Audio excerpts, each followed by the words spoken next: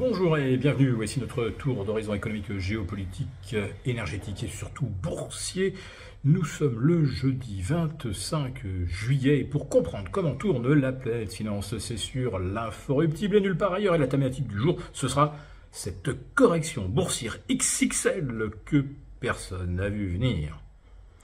Ouais, en effet...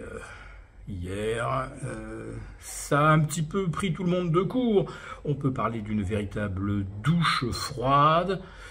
Les indices US ont enregistré leur pire correction boursière depuis le 15 décembre 2022. Qu'est-il arrivé à ce marché qui pourtant semblait capable de digérer un cocktail de clous d'acide chlorhydrique et de verre pilé depuis le début de l'année? On nous avait promis 6 à 7 détentes de taux fin mars. On en était à anticiper une seule baisse de taux et pourtant le marché a continué de monter, a fait face à tous les vents contraires sur la croissance, sur les perspectives inflationnistes. Et puis là, après une séquence politique relativement inattendue et inédite, mais que les marchés ont encore une fois bien digéré. Rappelons-nous qu'à la veille du week-end, le Nasdaq, le S&P étaient revenus à 1 ou 1,5% de leurs sommets historiques. Et pourtant, hier soir, ils ont enregistré donc la pire correction des 2 dernières années. Et 2 dernières années plus 8 mois. Alors les dégâts sont assez spectaculaires. Le S&P 500, qui n'avait jamais perdu plus de 2% depuis 360 séances, a perdu 2,5%. 1100 milliards de capitalisation boursière sont partis en fumée, dont plus de 600 pour les seuls GAFAM, autrement dit plus de 50% de la capitalisation boursière disparue, c'est pour les valeurs qui avaient tiré les indices contre vents et marées depuis 9 mois. Nvidia, par exemple, perd 25% depuis ses récents sommets, Microchip en perd 42%, et hier soir, l'indice SOX des semi-conducteurs a dévissé de moins 5%.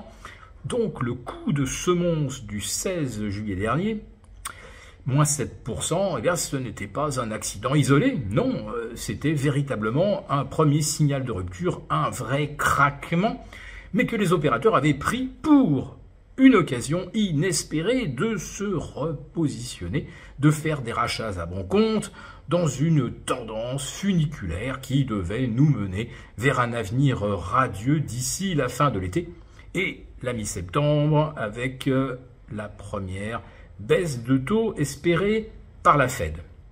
Alors tous les indices US ont cassé leur tendance haussière moyen terme et ceux via des gaps de rupture, ce qui est un signal technique extrêmement fort. Le CAC 40 pulvérise le support des 7500-7490, là aussi, avec ce qu'on appelle un gap de rupture. On voit ST Micro chuter de 15%, ce qui est peut-être une des pires corrections de la décennie.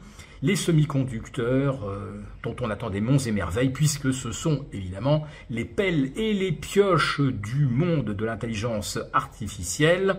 Il faut énormément de semi-conducteurs, de GPU, pour faire tourner les logiciels d'intelligence générative. Et bien là, d'un seul coup, on se met à déchanter. Mais on déchante de quoi ? Puisque la plupart des titres affichaient des PER compris entre 30 et 50 fois les bénéfices, c'est plus de 100 fois pour Nvidia, qui se paye également plus de 30 fois son chiffre d'affaires. Là aussi, c'est une grande première historique. Globalement, avant-hier, et alors que le S&P était à 1% de ses sommets, il affichait une valorisation équivalente à 3 fois et demi le chiffre d'affaires moyen. Alors bien sûr, ça ne concerne pas 80% des valeurs du S&P qui sont normalement valorisé, enfin en haut de fourchette historique, mais relativement normal. Ça concerne évidemment les 10 valeurs du top 10 en termes de capitalisation, où là, les ratios valorisation sur chiffre d'affaires sont compris entre 5 et 10 et jusqu'à 30, donc pour Nvidia.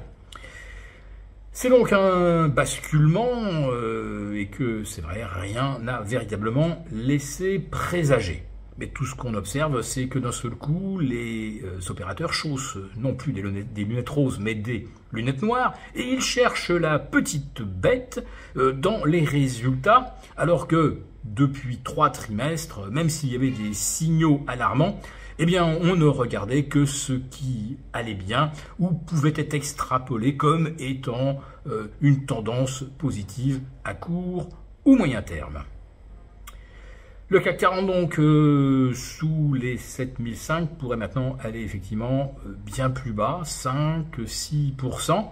Mon message est qu'il ne faut probablement pas se précipiter pour racheter. Alors vous avez quand même des optimistes qui vous disent qu'aujourd'hui le S&P 500 est revenu pile poil sur sa moyenne mobile à 50 jours. Mais attention, regardez le Nasdaq, lui, il a véritablement validé tous les signaux techniques baissiers. Allez, maintenant un petit mot pour les Jeux Olympiques, avec cette brillante victoire de l'équipe de France sur les États-Unis, 1-2-3-0 à Marseille. Mais les Jeux Olympiques, c'est aussi des anecdotes assez étonnantes, comme par exemple eh bien, des pénuries de nourriture à la cantine de la cité olympique. Il manque des œufs, par exemple. Les athlètes se plaignent d'un manque de quantité au pays de la gastronomie. Avouez que c'est quand même un comble. Et puis, eh bien, il y a des vols dans les vestiaires. Il y a un joueur argentin...